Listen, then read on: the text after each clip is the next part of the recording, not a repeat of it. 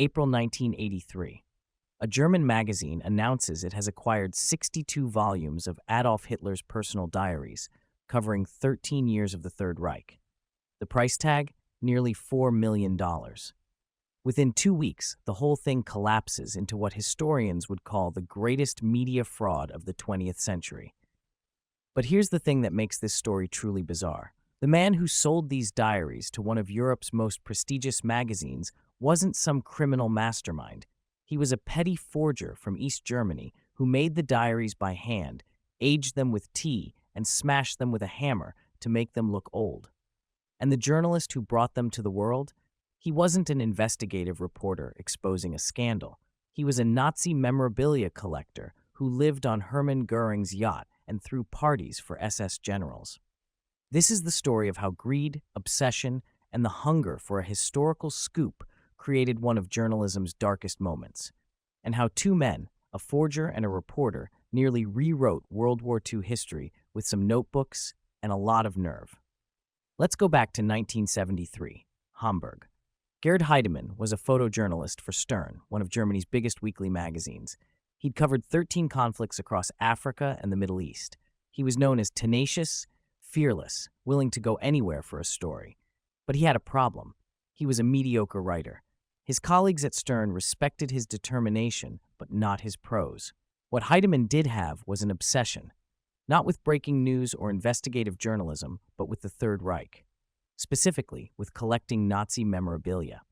And in 1973, he made a purchase that should have raised about 1,000 red flags. He bought Hermann Goering's luxury yacht, the Karen II, named after Goering's first wife, a gleaming white vessel that the Reichsmarschall had used to cruise around before the war.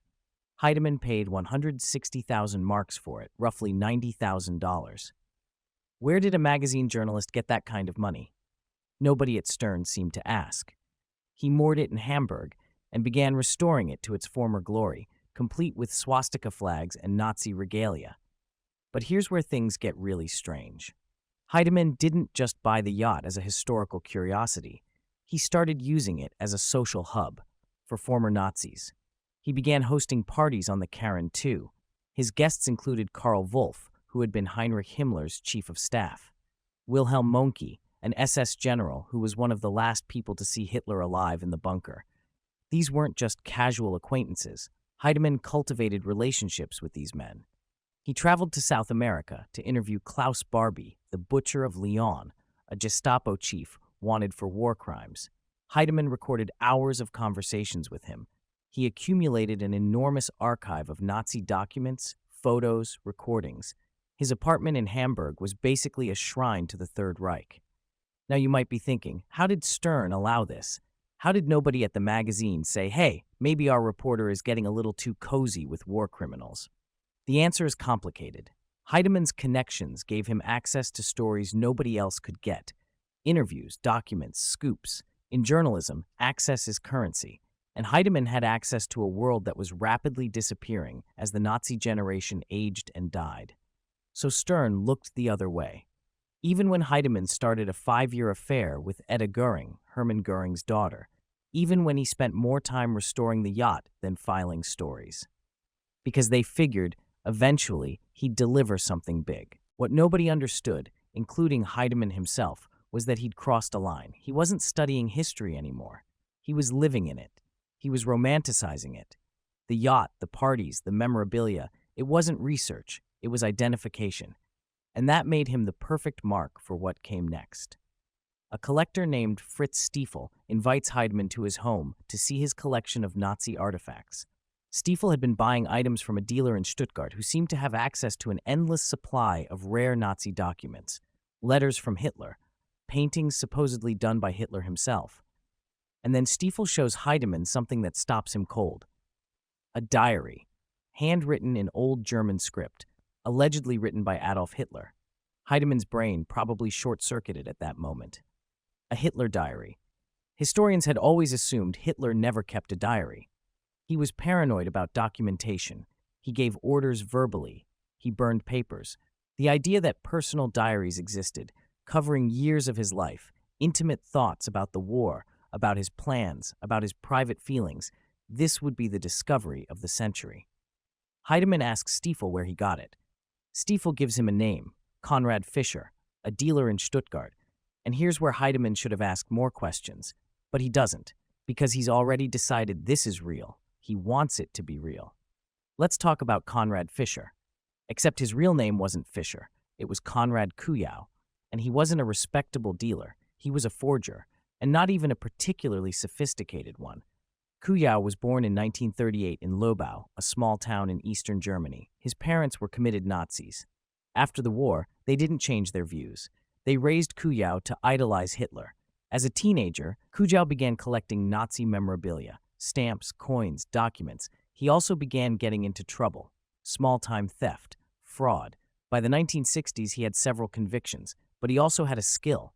He could forge documents. He had a talent for mimicking handwriting. In 1974, Kujau moved to Stuttgart and opened a shop selling Nazi memorabilia. At first, he sold genuine items, but he quickly realized the real money was in fakes.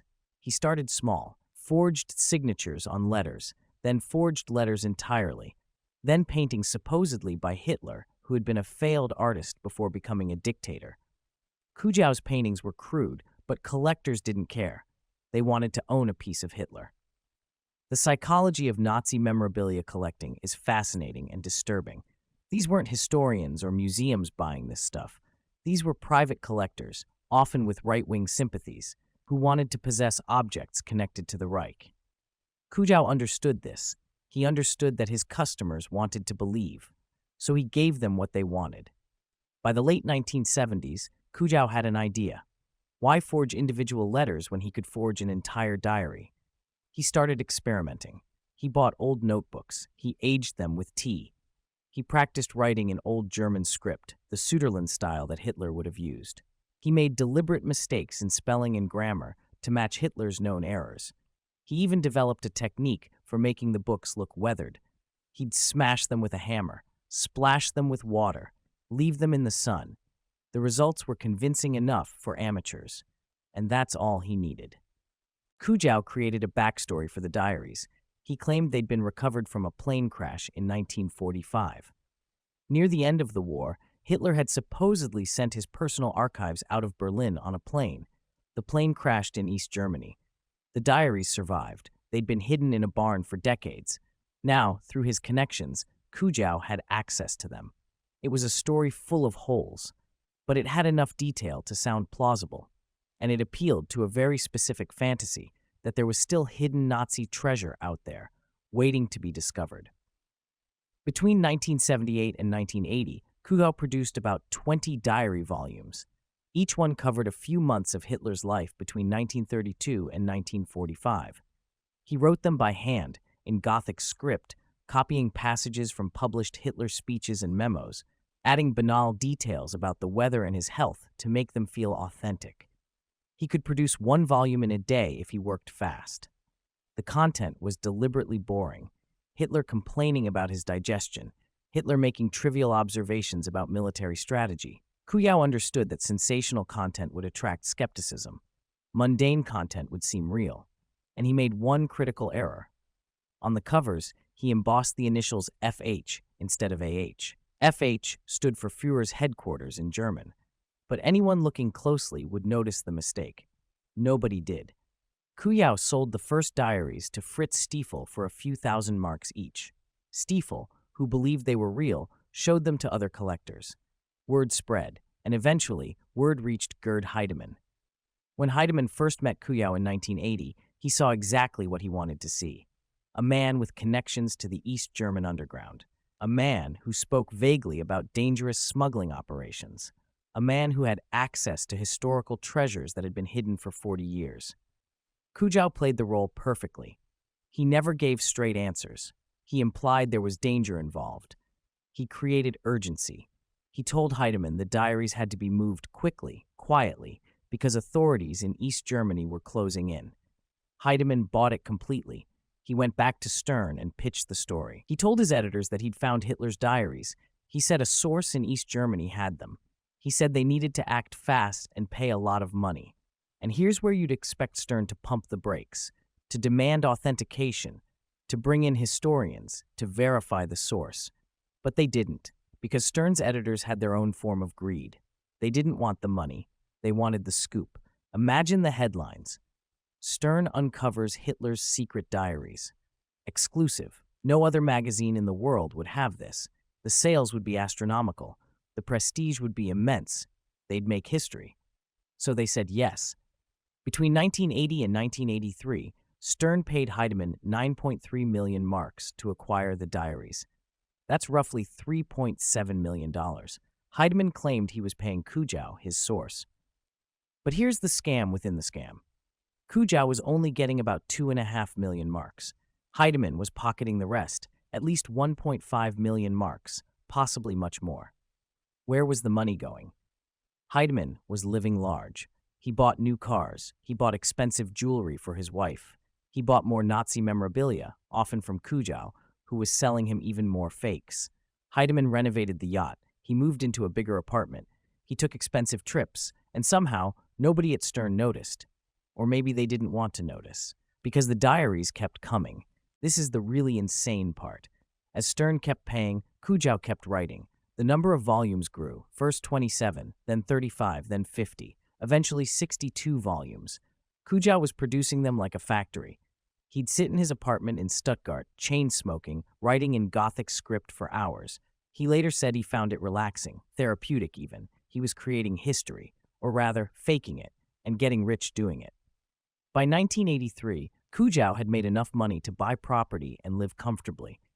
He was still pretending to be Conrad Fischer, still telling Heidemann that the diaries were coming from dangerous sources in the East, still playing the role. Meanwhile, back at Stern, some people were getting nervous. The magazine's management knew they needed authentication, so they brought in handwriting experts. Here's where the con gets truly audacious. The experts asked for samples of Hitler's handwriting to compare with the diaries. Heidemann provided them. The samples came from Kujow. They were also forgeries. The experts compared Kujaw's fake diaries with Kujaw's fake Hitler letters and concluded that yes, the handwriting matched. It was a closed loop of deception, and nobody caught it. But Stern wanted more. They wanted a historian, someone with credibility, someone who could tell the world that these diaries were real.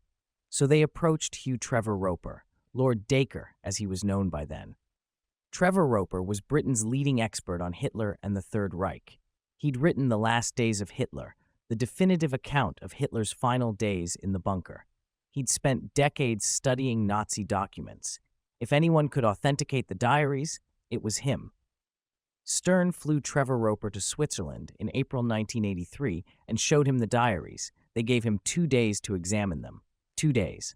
To verify 62 volumes of supposedly world-changing historical documents. Trevor Roper later said he had doubts. The diaries seemed too mundane, too trivial. But Stern's representatives told him the paper had been tested chemically and dated to the 1940s. That was a lie. No chemical test had been done, but Trevor Roper believed it. He also used a strange logic. He argued that nobody would forge 60 volumes when 6 would have done the job. The sheer volume of material suggested authenticity. It was too much work for a fake. Except, of course, it wasn't. For Kujow, churning out volumes was easy. He'd been doing it for years.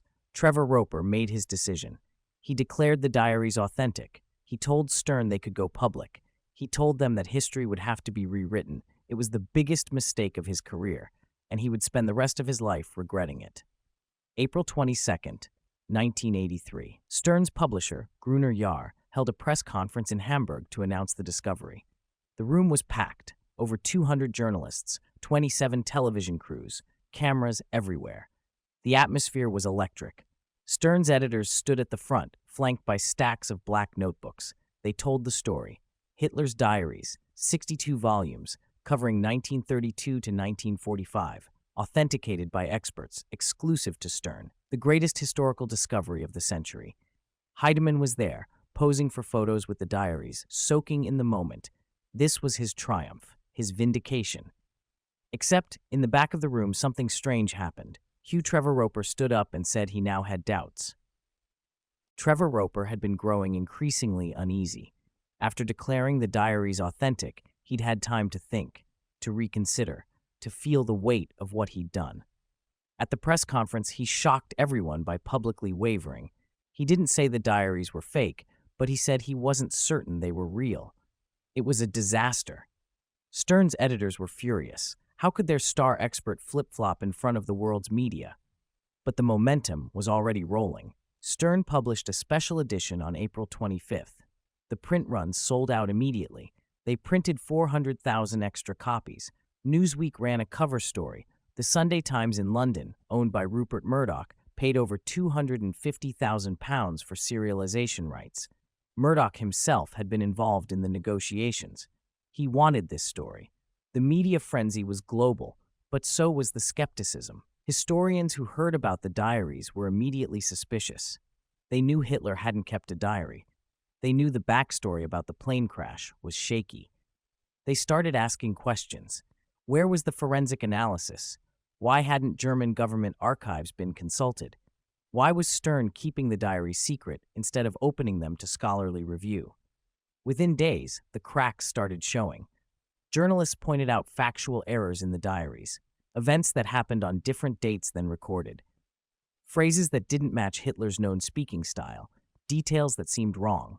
Stern was forced to hand the diaries over to the Bundesarchiv, Germany's federal archives, for testing. The results came back fast.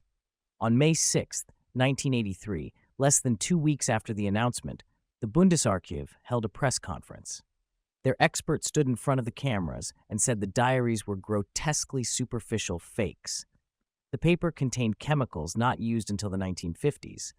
The ink contained chloride compounds only available after 1980. The bindings used modern polyester thread and synthetic glue. The content was full of historical errors and anachronisms. And then there was the FH on the covers. Nobody had noticed it before. But now, under scrutiny, it was obvious. These weren't Hitler's diaries. They were crude forgeries. The collapse was immediate and total. Stern's editors went into crisis mode. They fired Heidemann. They launched an internal investigation. They discovered that millions of marks were unaccounted for. Heidemann had been living far beyond his means. The money hadn't all gone to the source. Heidemann had been skimming, maybe even stealing. The magazine's reputation was in ruins. This wasn't just a mistake. It was negligence. It was greed. It was a complete failure of journalistic ethics. The Sunday Times was equally humiliated. Frank Giles, the editor who'd bought the rights, was forced to resign. Rupert Murdoch, who'd personally approved the deal, later called it one of the biggest mistakes of his life. He said in 2012 that he'd have to live with it forever. Hugh Trevor Roper's reputation was permanently damaged. He'd been fooled. He'd declared fakes to be real. His credibility, built over decades, was destroyed in a moment. He spent years trying to explain what happened, but the stain never went away. He died in 2003, and his obituaries all mentioned the diaries. As for Heidemann and Kujow, the police came for them quickly. Kujow initially fled to Austria, but when he learned that Heidemann had cheated him out of millions, he came back. He was angry. He'd been scammed by the man who was scamming the magazine. So Kujow cooperated with investigators. He proved his guilt by writing a confession in Hitler's handwriting. He laid out the whole scheme. He named Heidemann as a co-conspirator, though he couldn't prove Heidemann knew the diaries were fake. Heidemann, for his part, insisted he'd been fooled. He claimed he genuinely believed Kujaw's story. He said he thought the diaries were real. The trial began in August 1984 and lasted until July 1985. It was a media circus. Every day brought new revelations. The forensic evidence was damning. The diaries were so poorly made that experts couldn't believe anyone had fallen for them. The paper was wrong. The ink was wrong. The content was full of mistakes. Hitler couldn't have written most of these volumes even if he'd wanted to. After the 1944 assassination attempt, his hand shook so badly he could barely sign his name, let alone write pages of diary entries. The whole thing was absurd. In the end, both men were convicted of fraud. Kujow got 4.5 years. Heidemann got the same. They both served about 3 years before being released. But their lives after prison couldn't have been more different. Kujow became a celebrity. He was the forger who'd fooled the world. People found him charming, roguish. He opened a gallery in Stuttgart where he sold what he called genuine Kujau fakes. Paintings, letters, documents, all clearly labeled as his work.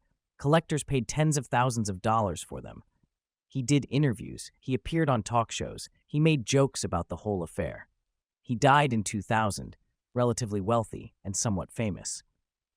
Heidemann's life went the other way. He was radioactive in journalism. Nobody would hire him. He couldn't get work. By 2008, he was living in poverty in Hamburg, surviving on €350 a month in welfare payments. He owed 700,000 euros in debts. He lived in a small apartment filled with the remnants of his Nazi collection, still insisting he'd been a victim, not a perpetrator. He gave occasional interviews, always bitter, always claiming he'd been made a scapegoat. In 2013, he tried to get the diaries back from Stern, claiming they owed him contractually. Nobody took him seriously. He died on December 9, 2024, at 93, largely forgotten except as a cautionary tale. But the story doesn't quite end there. In recent years, researchers have uncovered something troubling about Kujau. He wasn't just a forger motivated by money. He was a neo-Nazi. He worked with right-wing extremist groups. He believed in the ideology. And when you look at the content of the diaries, you see it. The diaries trivialized the Holocaust. They downplayed the Wannsee Conference, where the final solution was planned. They presented Hitler as a more sympathetic figure. Some historians now believe Kujau's forgeries were ideologically motivated. He wasn't just scamming Stern. He was trying to rehabilitate Hitler's image. That adds a darker layer to the whole affair. There's also been speculation about whether Kujau had help. In 2002, Der Spiegel published allegations that Heidemann had worked as a double agent for the Stasi, East Germany's secret police. The theory was that the diaries were part of a Soviet operation to embarrass Western media and capitalism. Heidemann vehemently denied this on a BBC radio program in 2008, but questions remain. Was this just a con for money, or was there something more sinister at play? We may never know for certain. What we do know is what the scandal revealed about journalism. Stern was so hungry for a scoop that it ignored every warning sign. The editors didn't verify the source. They didn't conduct proper forensic tests. They didn't consult independent historians before going public. They let one reporter, who was clearly obsessed with the Nazis, control the entire process. And when doubts arose, they pushed forward anyway because they'd already invested millions. It was a case study in how not to do journalism. The fallout was enormous. Stern's circulation dropped. Its reputation took years to rebuild. The scandal became a low point for German journalism, a reminder of what happens when checkbook journalism, paying for stories, goes wrong. It also damaged the credibility of experts. Hugh Trevor Roper had been considered one of the most reliable historians in the world. If he could be fooled, anyone could. The diaries scandal showed how confirmation bias works. Trevor Roper wanted the diaries to be real. He wanted to be part of a major discovery. So he talked himself into believing evidence that should have made him suspicious. In 2013, Stern finally handed the diaries over to the German Federal Archives. They're now preserved there, not as historical documents, but as artifacts of media history, physical evidence of one of the greatest frauds ever perpetrated. After Heidemann's death in 2024, his personal collection was acquired by the Hoover Institution at Stanford University. It turns out Heidemann had kept 9 audio tapes of a 1979 meeting between Klaus Barbie and Karl Wolff, 2 notorious Nazi war criminals, in which they openly discussed their actions during the war. Those tapes are genuine. They're historically valuable. It's a strange irony. Heidemann spent decades chasing fake Nazi artifacts, but he actually possessed real ones that he'd recorded himself. So what's the lesson here? There are several. First, obsession makes you vulnerable. Heidemann's fixation on the Third Reich blinded him to obvious red flags. He saw what he wanted to see. Second, institutional greed is dangerous. Stern wanted the glory and profits of a world exclusive more than it wanted the truth. That created an environment where fraud could flourish. Third, expertise isn't infallible. Even the best historians can be fooled if they're working with incomplete information and under pressure. And fourth, forgers succeed not because they're brilliant, but because their victims want to believe. The Hitler diaries were never sophisticated fakes.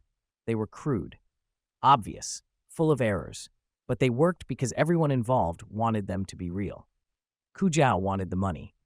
Heidemann wanted the vindication of his obsession. Stern wanted the prestige. Trevor Roper wanted to be part of history. Murdoch wanted the sales. Everyone had a motive to ignore the truth.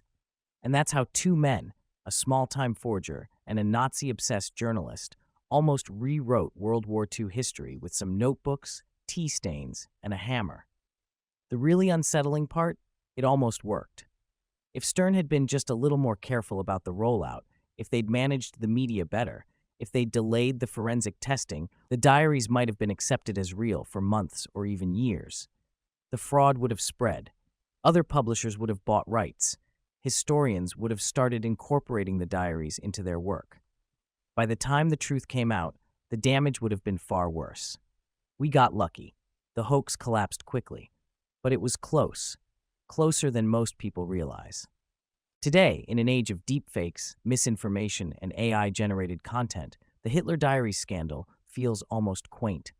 A guy forging documents by hand with tea and a hammer? That's almost charming compared to what's possible now. But the underlying dynamics haven't changed. People still want to believe sensational stories. Institutions still chase scoops without proper verification. Experts still face pressure to make quick judgments. The technology of fraud has evolved, but the psychology hasn't. We're still vulnerable to the same tricks that worked in 1983, maybe more so. Which brings us back to Gerd Heidemann, dying alone in Hamburg at 93, surrounded by the relics of a regime that destroyed millions of lives. His yacht, the Karen II, was sold off decades ago. His reputation was destroyed. His fortune, such as it was gone.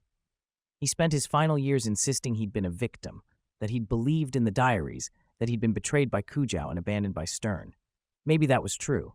Maybe he really was that naive. Or maybe, in the end, he just spent so long living in his fantasy of the Third Reich that he couldn't distinguish between history and fraud anymore. Either way, it's a grim ending to a story that started with a yacht, a forger's pen, and the dangerous idea that maybe, just maybe, there was still some great Nazi secret waiting to be discovered. There wasn't. There never was. Just lies, greed, and the wreckage they left behind.